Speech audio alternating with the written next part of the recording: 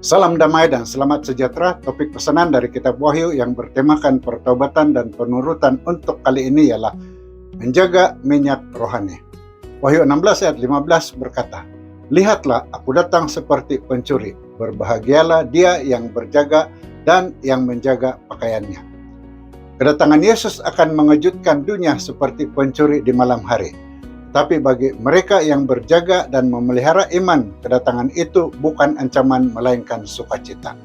Pakaian yang dijaga adalah simbol kesucian hidup yang dijaga melalui penurutan. Pertobatan harian adalah cara menjaga minyak rohani agar lampu iman tidak padam. Dunia mungkin memandang ringan pada amaran ini, tapi bagi mereka yang berjaga akan disambut dengan damai oleh Raja yang akan datang. Mari kita berdoa. Ya Tuhan, jadikanlah kami umat-Mu yang sentiasa beriman, sentiasa menjaga minyak rohani agar sentiasa menyala. Dalam nama Yesus kami berdoa. Amin. Tuhan memberkati Anda.